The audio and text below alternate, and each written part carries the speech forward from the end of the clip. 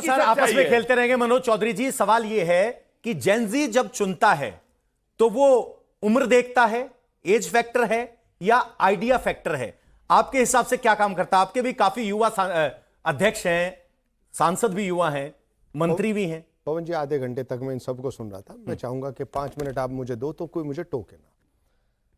जहां तक जेनजी की बात है, घर में जो अभिभावक जो सबसे बड़ा होता है, यदि कोई गलती हो गई, किसी भी कारणवश गलती हो गई, तो घर का जो अभिभावक है वो उस पर सजा देता है। एनडीए ने देश का जो शिक्षा मंत्री था उनका इस्तीफा ले लिया, जेनजी से मुताफिक हुए, 3 बार हुए।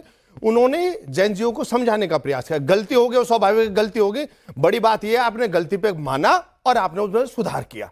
इस देश का जो जेनजी जो है वो सबसे बड़ा देशभक्त है, वो सबके मखौटे जानता है। अब मेरे आम आदमी पार्टी के सदस्य मेरे साथी कह रहे थे, भाई उनका केजरीवाल का क्या विश्वास करें, जिनके बच्चों को पढ़ाने के लिए हॉस्पिटल भेजते हैं और जो हॉस्पिटल में इलाज होते हैं वो स्कूल में भेजते हैं। इनकी वायरल वीडियो है, यदि आप देख लोगे। एक सेकंड यार, और दूध की जहां तक बात है, नहीं मैं इनकी आईक्यू लेवल के क्या लॉजिक है? मैं आईक्यू लेवल बता रहा हूं, मैं आईक्यू लेवल जिनको वो जेनजी जिनकी बात करें। आदरणीय अखिलेश यादव जी, अभी आपने शुरू में कहा कि अब जेनजीओ के लिए भाई वो दुग्गल साहब है।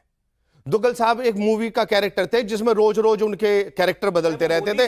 कभी पी फॉर पंडित हो जाता है, कभी पी फॉर पिछड़ा हो जाता है, कभी पी फॉर पीड़ित हो जाता है, लेकिन पी फॉर परिवार है, डी फॉर दौलत है, ए फॉर अपना अपना है। ये पीढ़ी है। अब आ जाते हैं उस पे स्किल इंडिया पे हिंदुस्तान के सबसे ज्यादा एआई पे काम हो रहा है।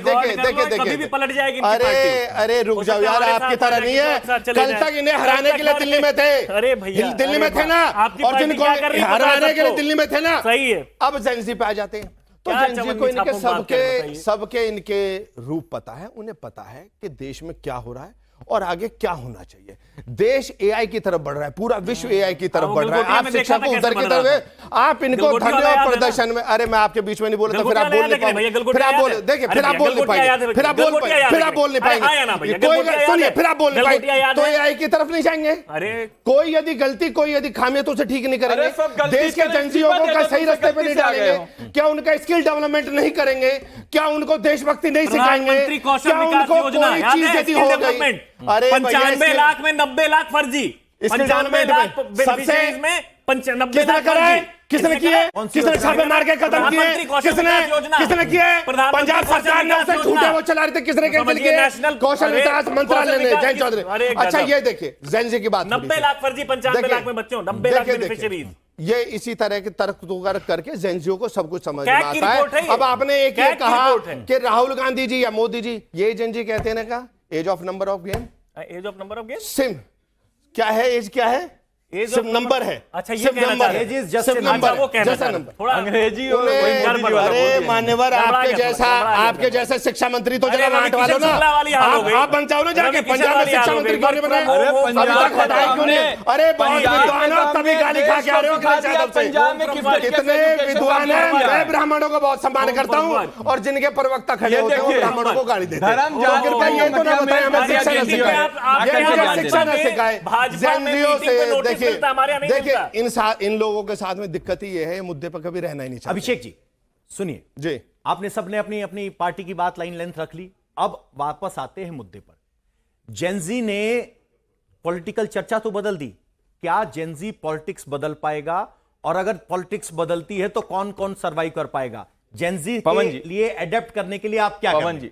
पवन जी, ये जेनजी है। जेनजी अपना अधिकार भी लेना जानता है, तानाशाही खत्म भी करना चाहता है, अहंकार खत्म भी करना जानता है, पॉलिटिक्स कैसे बदलेगा, अपना अधिकार भी मांगना जानता है और किस तरीके से घुटने टेकवाना है वो भी जानता है जेनजी। और ये जेनजी ने देखा और जेनजी ने तो पॉलिटिक्स बदल दी। आज हम और आप यहां बैठ करके चर्चा कर रहे हैं, एजुकेशन पे बात कर रहे हैं, हेल्थ पे बात कर रहे हैं। जेनजीओ की कमाल है, अगर धर्मेंद्र प्रधान इस्तीफा नहीं देता तो हम चर्चा ही नहीं करते। नंबर 1। नंबर 2 की बात है, ये जेनजीओ का कारण है। जेनजी को क्या चाहिए? एजुकेशन चाहिए, उनका हेल्थ चाहिए, उनका अपना भविष्य चाहिए। और इस सरकार ने आजाद भारत के इतिहास में सबसे ज्यादा जेनजीओ को नुकसान पहुंचाया तो भारतीय जनता पार्टी ने पहुंचाया। इन्होंने 12 वर्षों में 152 पेपर लीक कराया, 9 करोड़ जेनजीओ का भविष्य बर्बाद करने का कार्य किया। और मैं ये लिस्ट लेकर आया हूं। उत्तर प्रदेश देख लीजिए, उत्तर प्रदेश देख लीजिए, हरियाणा देख लीजिए, मध्य प्रदेश देख लीजिए, गुजरात देख लीजिए। मैं अगर लिस्ट पढ़ने लग जाऊं, लिस्ट अगर पढ़ने लग जाऊं, आपके बहुत समर्थक है ना, कुछ हो जाए, क्या कह रहे हैं? एक और अनशन हो जाए, सीजेपी वालों को तो आपने खूब समर्थन दिया था ना। हाँ, पंजाब में बैठे। तो आप एक बार फिर उतारिए हमें मैदान गर्व में। है इस चीज का, हैं? हमें इस चीज का गर्व है कि हमारे नेता अरविंद केजरीवाल जी ने जेनजी के साथ कंधे से कंधा मिला करके